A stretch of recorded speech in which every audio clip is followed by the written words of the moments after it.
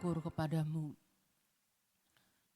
Kami bersyukur kalau kami boleh Engkau bawa Tuhan di dalam persekutuan anak-anak-Mu Tuhan. Kami bersyukur Tuhan kalau lingkungan kami Tuhan dapat menopang untuk kami terus bertumbuh di dalam pengenalan kami akan Engkau. Engkau tahu Tuhan, seringkali mata kami terpaku oleh kegelapan yang ada Tuhan. Masalah-masalah yang kami hadapi. Tapi Engkau membuat kami Tuhan lebih mempercayai akan pengetahuan pengenalan akan Engkau Tuhan. Lebih daripada pengetahuan tentang fakta yang seringkali menggoncangkan hati kami Tuhan. Terima kasih Bapa. Berikan terus kepada setiap kami hikmat dan pengertian Tuhan. Bawa kami untuk mengenal Engkau. Bapa Engkau di atas segala-galanya Tuhan. Bahwa Tuhan Yesus yang kami sembah, yang kami percaya datang dari atas dan di atas segala-galanya. Terima kasih kami mengucap syukur. Dalam nama Tuhan Yesus kami berdoa. Amin. Shalom saudara-saudara.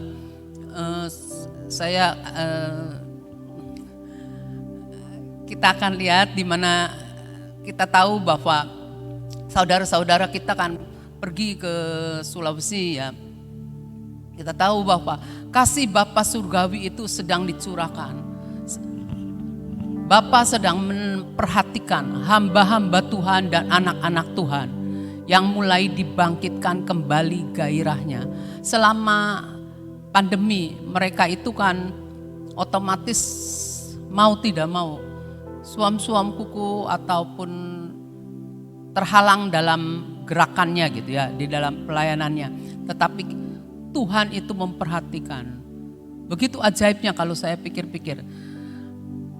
Tuhan peliharakan mereka.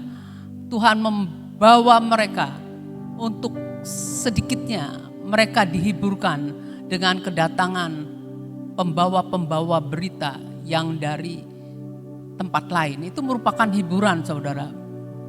Kalau udah terpencil, udah terpojok, kayaknya kok gak ada yang memperhatikan gitu ya. Tapi ketika ada orang-orang yang datang, sukacita luar biasa. Saya ikut merasakan sukacita kalau udah di pojok sekali, gak ada yang nilik-nilikin gitu ya. Kalau bahasa Cirebonnya nilikin. Tiba-tiba ada yang datang nengokin gitu ya. Nilikin, senangnya kayak apa? Terhibur sekali gitu ya. Apalagi berita, ada berita dari Tuhan yang diberitakan. Jadi iman tuh terpelihara gitu ya. Sebab kita tahu kalau seorang hamba Tuhan itu tidak saja berperan dalam hal rohani, tetapi juga terlibat dalam peran jasmani. Karena begini, seringkali orang berpikir gini, udahlah hamba Tuhan tuh ngurusinnya gereja baik, ngurusinnya jiwa-jiwa aja. Kita sih yang keadaannya seperti ini kurang diperhatikan. Hal jasmaninya kurang diperhatikan. Enggak bisa, kita bisa. Kalau kita ngomong soal rohani melulu sama orang yang sebenarnya lagi butuh hal jasmani, enggak bisa juga. Nah, Tuhan sekarang bangkitkan banyak anak-anak Tuhan. Bersyukur sekali anak-anak Tuhan boleh memperhatikan hal-hal jasmani mereka dengan memberi, dengan berbagi kasih ya. Dan tidak sekedar firman saja. Tapi kita tahu ketika Tuhan melimpahkan kekuatannya kepada orang yang sungguh-sungguh hati mencari Tuhan. Gitu ya. Sungguh hati kepada Tuhan. Tuhan itu peliharakan iman dan kehidupannya. Saya sangat percaya. Saya paling terharu waktu dengar gini. Ada hamba Tuhan yang di desa yang lapor katanya. Uangnya saya beli untuk membeli sapi katanya. Les saja saya tuh hatinya tuh. Terenyuh gitu hatinya tuh. Membeli sapi, iya ya Tuhan. Kalau dia membeli sapi kan sapinya bisa beranak, bisa banyak gitu tuh sapinya ya. Hati saya tuh terenyuh gitu ngedengernya gitu ya. Terus ada dengar lagi hamba Tuhan, satu hamba Tuhan, dia itu dalam Jadi dia itu umpamanya kebaktian di sini, baktian lagi pindah ke berapa jam lagi pergi ke tempat lain, berapa jam lagi pergi ke tempat lain. Nah, dia itu mau terus menerus memelihara iman daripada orang-orangnya. Tapi kita tahu juga ketika Tuhan memberikan berkatnya kepada setiap anak-anaknya, baik jasmani maupun rohani, ada si jahat yang tidak suka. Dia berusaha, si jahat ini ya, berusaha untuk menghancurkan. Untuk menghancurkan apa? Untuk menghancurkan iman percaya kita. Setan itu ingin merebut warisan dan destiny yang Tuhan berikan kepada kita. Bukan merebut, jadi memutuskan. Kita kan diberi warisan sama Tuhan sebagai anak Allah. Ya, bukan perkara jasmani aja maksud saya, perkara rohani. Juga Tuhan tuh menentukan destiny kita. Setelah kita lahir baru, kita nih ditentukan sama Tuhan, destiny-nya kamu ini ya. Nah, setan tuh ingin menghancurkan destiny-nya anak-anak Tuhan. Kalau kita lihat, mau lihat gitu ya, banyak orang-orang percaya yang jadi lemah hanya karena melihat fakta. Sekarang hidup di bumi, saya nggak ngerasakan Tuhan campur tangan dalam hidup kita, dalam hidupnya gitu tuh ya. Jadi dia tuh mulai goyang gitu ya. Tapi karena ada orang-orang yang mau memperhatikan, mereka digairahkan kembali untuk cari Tuhan. Nah, setan itu menyerang keluarga-keluarga. Nah, setan itu juga menabur benih-benih perselisihan, menabur benih ketidakpercayaan, kerusakan moral, perceraian, harapan, cita-cita, keinginan itu dihancurkan sama setan gitu ya. Bahkan setan tuh mengilhami untuk hukum-hukum, ada peraturan dibuat setan yang beri ilham untuk menolak Tuhan, banyak ya. Nah, jadi dunia ini sedang dilanda dengan kutub pemberontakan dan perpecahan. Banyak pemberontakan, banyak perpecahan. Kalau kita lihat gitu ya, di sini di Cirebon, di Sion. Saya tanya sama tukang gitu ya, kenapa kamu nggak masuk kata saya tuh? Terus kata dia, lagi berantem. Di mana tuh? Di kampung apa gitu lagi berantem. Kenapa berantem? Perebutan kedudukan kuwu atau apa gitu tuh, perebutan kuwu katanya. Ya ampun. Terus nggak datang lagi. Saya nanya sama tetangga yang satunya, kenapa nggak datang? Itu sudah menang, tapi yang menangnya itu sewot. Nggak ngerti saya. Kok menang? Udah menang kenapa sewot?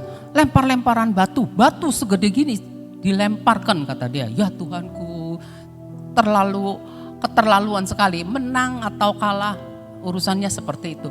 Alasannya apa? Nggak tahu. Ya maklumlah orang-orang biasa, rakyat biasa. Nah sekarang kalau kita lihat ya, kita nih berharap agar apapun yang setan rencanakan, kita harus tetap berharap agar keluarga kita, kota dan bangsa kita dapat mematahkan kutukan-kutukan yang sedang dilemparkan oleh si jahat, oleh si setan. Kita lihat di Mazmur 2 ayat 3-9 ya. Marilah kita memutuskan belenggu-belenggu mereka dan membuang tali-tali mereka pada kita. Jadi tali-talinya ngikat kita ya. Entah itu belenggu, entah itu ikatan-ikatan kita putuskan ya. Engkau akan meremukan kita ya. Kita akan meremukan mereka dengan gada besi. Memecahkan mereka seperti tembikar tukang periuk. Jadi kita bisa melakukannya. Kita bisa melakukannya. Harus punya kekuatan roh. Untuk kita memperkatakan apa yang harus kita putuskannya. Kita seringkali kalau kita lihat ya, kita memandang pada kegelapan. Kalau memandang kan lagi ngeliatin begitu ya, memandang pada kegelapan ya. Kalau kita lagi ngeliatin gelap baik itu, jadi kita kalau ngelihatnya masalah aja, jadi kita nggak lihat Tuhannya. Banyak kan seperti itu kan. Kita nih seolah-olah berharap bahwa apa yang menggetarkan hati kita, ya, apa yang menggetarkan hati kita itu pasti akan terjadi. Seperti misalnya, kalau saya boleh katakan contohnya, nanti akan ada virus kan, nanti akan ada virus ini itu. Kadang-kadang saya suka lihat kalau di WA gitu ya, nulisnya itu gemes bisa gitu. Jadi terlalu membesarkan dan kelihatannya Tuhan yang kecil ya, Tuhannya yang tidak kelihatan. Memang semuanya di akhir zaman itu akan terjadi ya. Tapi kalau kita terus memandang kegelapan, kita nih seakan-akan kita ini yang mengendalikan hidup kita bukan Tuhan, yaitu yang kita pandang. Kita lagi memandang kegelapan aja ya. Yang dilihatnya yang peteng ya, jadi kita nggak bisa lihat terang kan. Kalau kita memandang pada kegelapan, kita tidak dapat lihat terang. Kita lagi ngelihat yang akan terjadi ini. Jadi nih banyaknya orang seolah-olah ini pasti terjadi. Memang akhir zaman banyak hal itu, tapi kita jangan mengecilkan iman kita pada Tuhan. Coba lihat, karena di firman yang ngomong begini, Mazmur 24 ayat 1. Ya. Tuhanlah yang empunya bumi serta segala isinya. Tuhan yang punya, ya ingat, Tuhan yang punya. Dan dunia serta diam di dalamnya, yang diam di dalamnya. Jadi Tuhan yang punya semua yang ada di bumi, isinya apa, yang ada yang diam di bumi juga, di dalam bumi juga Tuhan yang punya. Terus nanti kita tahu bahwa di akhir semuanya Tuhan itu yang pegang kedaulatan. Lihat Mazmur 46.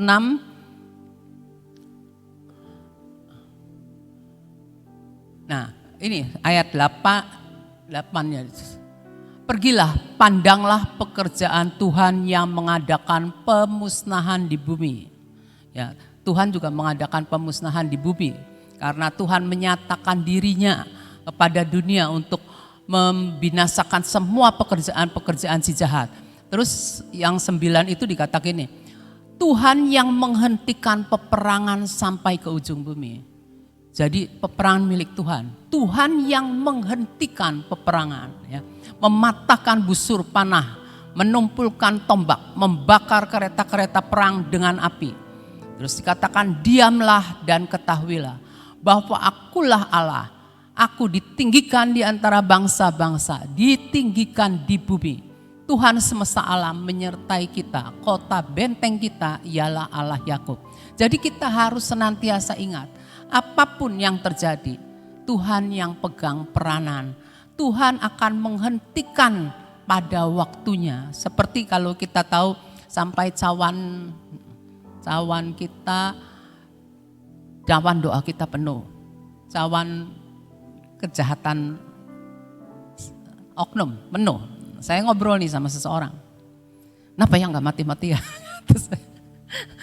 Saking kenapa ya nggak mati-mati? Kalau kita doain mati kan nggak boleh, itu namanya doa sihir ya, nggak boleh. Terus kata dia, terus saya bilang, kayaknya cawan kejahatannya belum penuh. Hahaha, orang itu ketawa. Ada baik aja. Iya kata saya tuh. Saya taunya gitu, ada cawan kan ya, ada cawan kejahatannya orang juga nunggu penuh ya. Nah, sekarang kita kalau lihat ya. Jadi kita harus tahu bahwa gereja kita gereja Tuhan kan harus bangkit ya, memerangi benteng keraguan-raguan. Banyak orang ragu-ragu karena ngelihat fakta. Saya juga kalau ngelihat fakta nih, kalau saya yang lihat fakta terus menerus, diperhadapkan dengan fakta terus menerus, mulai hatinya takut. Bukannya tidak percaya, takut. Tapi takut itu sama aja tidak percaya.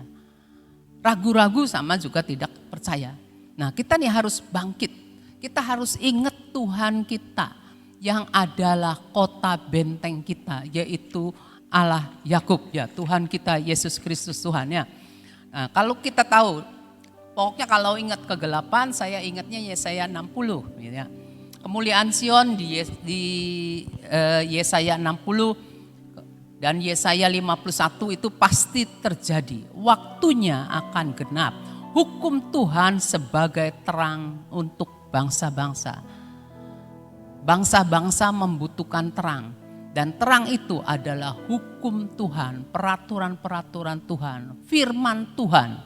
Bangsa-bangsa itu sedang mencari dan mereka enggak ngerti kalau tidak ada yang memberitakan. Nah, hukum Tuhan sebagai terang untuk bangsa-bangsa. Pemerintahan Tuhan kita tahu, pemerintahan Tuhan itu mengatasi segala sesuatu. Jadi kita kalau deklarasi gitu ya, deklarasi tiba-tiba diingatkan gitu. Kita ngomong pemerintahan Tuhan itu mengatasi segala sesuatu. Sejahat apapun manusia, rencana apapun manusia, sepandai apapun manusia, sepandai-pandai tupai melompat ini akan jatuh juga. Tuhan tetap pegang kendali. Tuhan tetap di atas segala-galanya ya. Pemerintahannya mengatasi segala sesuatu. Kejahatan bertambah, kebaikan pun bertambah. Kejahatan meningkat, Tuhan mencurahkan kasih karunia, mencurahkan kemurahannya lebih banyak lagi ya. Karena apa? Kalau kita lihat nih ya, kalau kita lihat berita, banyak orang bertobat, sedesa dipertobatkan di daerah. Nah, itu kan doanya orang-orang dari dahulu supaya banyak orang-orang yang diselamatkan ya. Nah terus di sebagian lagi, sebagian kecil. Si A, si B, si C berpindah dari kita menjadi meninggalkan iman gitu ya. Tapi saya sih tetap berdoa. Pokoknya Tuhan apa yang sudah dirampas bisa direbut kembali ya. Tahanan orang kuat apa ya bisa direbut kembali, bisa direbut ya. Jangan pernah ngomong nggak bisa direbut. Asal kita jangan sampai doanya dilepas gitu. Terus menerus harus doain ya. Nah, jika bumi segala isinya kepunyaan Tuhan, kita juga tahu seperti tadi saya ngomong bahwa pada akhirnya Tuhanlah yang mengendalikan segala sesuatu. Dia yang menghentikan peperangan sampai ke ujung bumi. Busur-busur dan tembaga itu Tuhan yang patahkannya. Manusia berada di bawah pemerintahan Allah yang berdaulat ya. Sekarang kalau kita lihat ya, Yesaya 66 ayat 8, kita lihat gimana Israel ya. Siapakah yang telah mendengar hal yang seperti itu? Siapakah yang telah melihat hal yang demikian? Masakan suatu negeri diperanakan dalam satu hari, atau suatu bangsa dilahirkan dalam satu kali? Namun baru saja menggeliat sakit, Sion sudah melahirkan anak-anaknya. Kita lihat firman Tuhan ya, kalau kita lihat baca firman di perjanjian lama itu, Tuhan Israel itu dulu belum ada negaranya kan, belum ada pemerintahannya apa, tapi Tuhan sudah berfirman. Nah terus Tuhan menyampaikan firman-Nya melalui nabi-nabinya. Nah, apa yang sudah tertulis yang adalah Tuhan yang mengatakannya, nabinya yang ngasih tahu ini waktunya gitu ya. Nah, kita sebagai anak Tuhan kita bersyafaat, maka itu pasti terjadi. Jadi itu terjadi. Sejarah ya. Yang namanya sejarah itu tiap bangsa kan beda-beda. Sejarahnya kota Sion berbeda dengan sejarahnya Bekasi, berbeda dengan sejarahnya yang lain-lain, ya beda-beda. Ya. Tetapi kita tahu Allah itu adalah Tuhan atas sejarah. Jadi kalau Tuhan atas sejarah, dengan demikian Tuhan itu sanggup membalikkan sejarah dengan cara apapun yang Tuhan inginkan. Sekarang kita nih. Sejarah hidup keluarga kita bagaimana? Sebelum kita jadi anak Tuhan. Tadi saya bincang-bincang sama Ina di kamar mandi. Sebelum jadi anak Tuhan ya, sejarah kita kan punya sejarah gitu ya. Terus kita ini udah jadi anak Tuhan ya. Sejarah apapun yang dimana dulu nenek moyang kita punya perjanjian dengan kuasa lain gitu ya, ditagih nih. Kita nih ditagih. Kita kan cuma Tuhan itu kerjanya legal kan. Kalau kitanya orang tua kita punya ada sesuatu yang menghambat kita aja, kita tahu itu kerjaan kuasa gelap yang ngejar dengan kutukan itu yang harus kita patahkan. Nah, sekarang kalau kita tahu Tuhan tidak menginginkan itu terjadi pada setiap anak-anak Tuhan, maka Tuhan memberikan kepada kita pengetahuan, pengenalan akan Tuhan. Nih, Tuhan seperti ini. Kamu diajak bermitra sama Tuhan, kamu sudah dikasih iman percaya, dilahirkan baru, dipenuhi Roh Kudus ada di dalam kita dan kita bisa mengeluarkan dari mulut kita perkataan iman untuk mematahkan semua kekuatan kuasa gelap. Karena Tuhan yang ada dalam kita ini menjadikan kita lebih dari pemenang. Jadi kita lebih dari pemenang, kita memperkatakan yang dikeluarkan itu adalah kuasa yang Tuhan berikan kepada kita ya. Jadi kita bisa, coba kita lihat Mazmur 11 ayat 3. Mazmur 11 ayat 3 kalau loncat ya. Nah, Mazmur 11 ayat 3 dulu ya saya ngomong. Yang tadi saya ngomong itu 11 ayat 2. Jadi gini, sebab lihat orang fasik melentur busurnya. Mereka memasang anak panahnya pada tali busur untuk memanah orang yang tulus hati di tempat gelap. Nah, ayat 3-nya nih. Apabila dasar-dasar dihancurkan, apakah yang dapat dibuat oleh orang benar itu? Apabila dasar-dasar dihancurkan, apa yang dapat dibuat oleh orang benar itu? Kita orang benar harus bisa menjawab bahwa kita harus berdoa dan kita harus membalikkan keadaan, kita harus mengubah sejarah. Jadi misalnya keluarga kita nih ya turun-temurun begini punya sifat jelek. Kita sekarang udah jadi orang benar. Nah, kita setelah jadi orang benar, kita diangkat jadi anak Tuhan, punya kuasa di dalam kita, DNA kita beda. Jadi power kita berbeda dengan waktu dulu. Nah, kalau kita sudah jadi orang benar, ini sejarah yang lama dari keluarga kita. Kita kan sudah jadi manusia baru kan. Kalau manusia baru itu kalau baru tuh anyar, grace gitu tuh ya. Jadi dulu belum punya, sekarang saya punya gitu. Dulu belum ada, sekarang saya ada. Dulu. Nah, sekarang baru, benar-benar saya baru ya. Jadi belum pernah. Nah, itu kuasa yang Tuhan berikan kepada kita, pada anak-anak Tuhan. Nah, anak-anak Tuhan itu tahu akan apa yang terjadi pada masa lalu yang tidak baik. Benar-benar harus dipatahkan, diputuskan, dibuang. Kita harus bisa. Kenapa? Karena apabila dasar-dasar itu dihancurkan, apa yang dapat dibuat orang benar itu? Kita harus bisa berkata, saya akan berdoa, saya akan mengubah sejarah keluarga saya.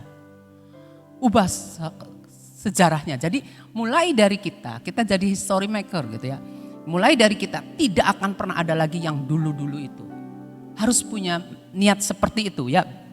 Jadi kita tahu ya, sejarah itu miliknya pendoa syafaat. Semua kita adalah pendoa syafaat. Kita dapat membuat sejarah apapun. Sejarah kota ini, sejarah si A, sejarah si B. Asal kita mau menekuni. Itu yang asalnya itu, yang tanda tanya. Asal kita mau menekuni gitu ya. Asal kita mau beneran. Ya, saya paling senang lihat Bekasi ya. Bekasi kan terkenalnya dulu waktu saya belum jadi anak Tuhan aja. Bekasi tuh gimana gitu tuh ya. Tapi setelah ada anak-anak Tuhan di sana, dijadikan kota pejuang apa ya, kota pejuang gitu, pembalikan keadaan terjadi gitu tuh ya. Nah, makanya Kita harus benar-benar setiap firman yang Allah ucapkan itu pasti benar.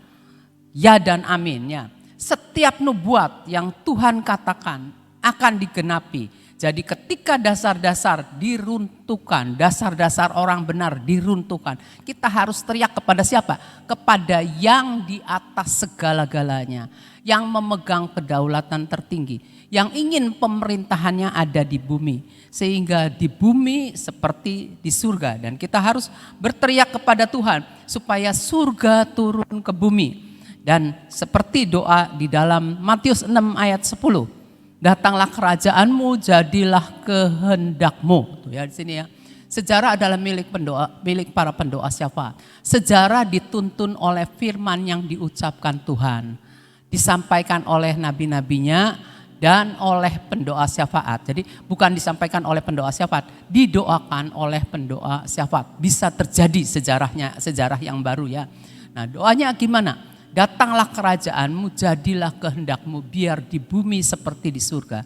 Apapun keadaan kita, seburuk apapun ketika kita jadi anak Tuhan, kita lahir baru, kita benar-benar mau baru, yang lama tidak akan kita ulangi lagi. Semua yang riwayat-riwayat sejarah yang lama dari keluarga kita tidak mau lagi.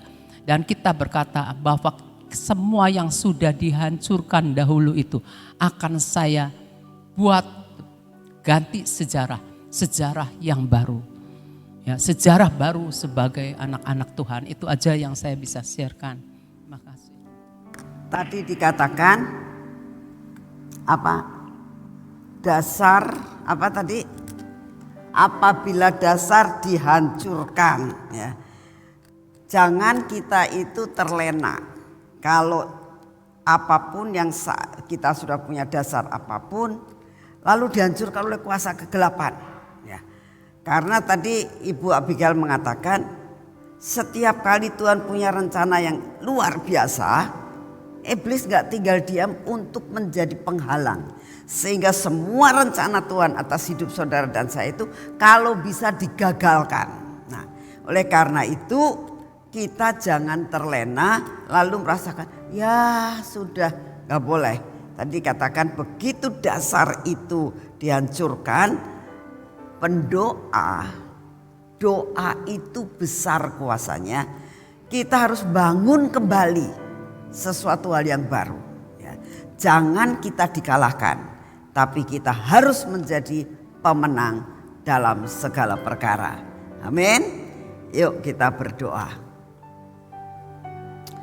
Bapa, apapun yang Kau izinkan terjadi saat-saat ini dalam keluarga kami, dalam keadaan perekonomian saat ini, dalam keadaan apapun yang Kau izinkan terjadi saat-saat ini, serangan apapun sehingga membuat dasar dalam hidup kami menjadi dirobohkan, buat kami tetap percaya bahwa kami diberi kemampuan untuk dapat melakukan terobosan dalam hidup kami. Sehingga apapun yang sudah roboh, kami percaya Engkau beri kemampuan untuk kami dapat membangun kembali Tuhan. Bahkan bangunan yang akan kami bangun lebih kokoh daripada bangunan yang lama.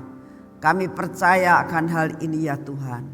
Buat kami tetap menggantungkan iman kami di atas dan bukan di bawah.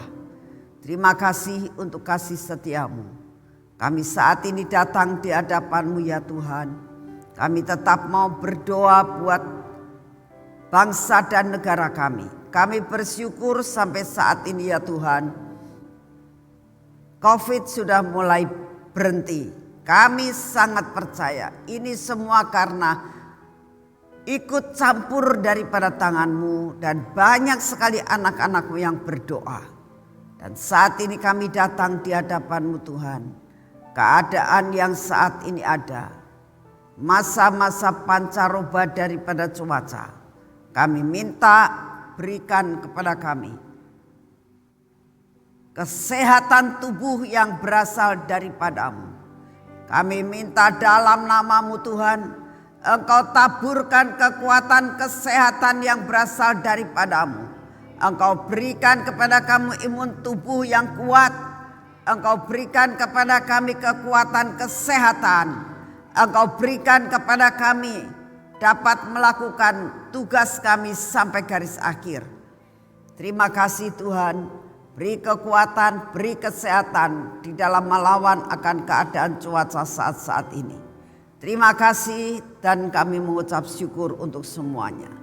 Bapa, kami berdoa Engkau yang akan turut campur di dalam perekonomian Indonesia Tuhan.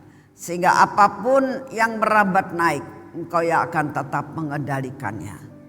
Bapa, kami sungguh menyerahkan semuanya ke dalam tangan-Mu. Kami berdoa Tuhan, buat Bapak Presiden kami dan semua jajaran pemerintahan, untuk mereka dapat melakukan semua tugas dengan baik. Dan kami minta buat mereka punya hati yang takut akan Engkau. Terima kasih untuk semuanya. Kami berdoa untuk saudara-saudara kami yang saat ini masih di Sulawesi Tuhan. Kau memberkati pelayanan mereka hari ini dari pagi sampai malam nanti. Perjalanan mereka yang cukup jauh kami mohon anugerah-Mu. Sampai dengan selamat tidak kurang suatu pun apa. Memasuki desa-desa dan kampung-kampung seperti yang Engkau mau dalam kehidupan kami. Untuk tahun ini Tuhan, Engkau merindukan kami masuk ke lereng-lereng gunung dan ke kampung-kampung. Terima kasih Bapak, beri kekuatan, kemampuan, hikmat, marifat, pewahyuan untuk dapat menjangkau jiwa-jiwa. Terima kasih untuk kasih setia-Mu. Terima kasih Tuhan, kami percaya Engkau mendengar doa kami pada pagi hari ini. Mari kita masuk dalam pengurapan.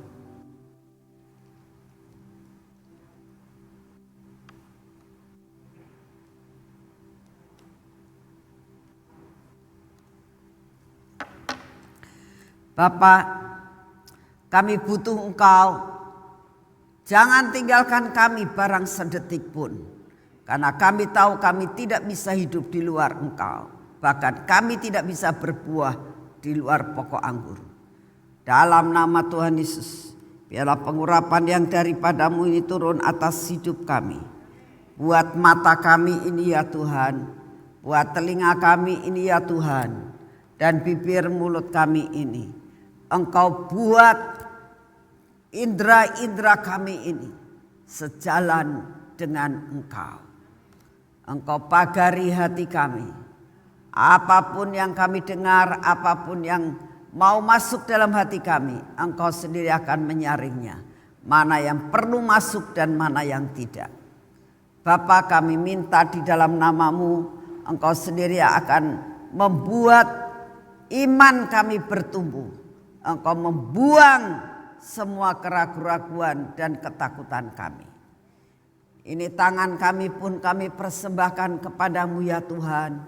Buat tangan kami ini menjadi tangan yang melakukan segala sesuatu dengan berhasil. Biarlah tangan kami ini dapat melakukan banyak perkara bersama dengan Engkau. Melakukan pekerjaan kami dan selesai hari ini bersama dengan Engkau. Berkati akan kaki kami Tuhan. Biar kaki kami boleh berjalan menuju kepada kemenangan. Biarlah hari ini Tuhan kami boleh menjalani hidup kami bersama dengan Engkau. Terima kasih Bapak, segala puji, hormat dan syukur kami naikkan di hadapan-Mu. Engkau Bapa yang sungguh amat sangat baik.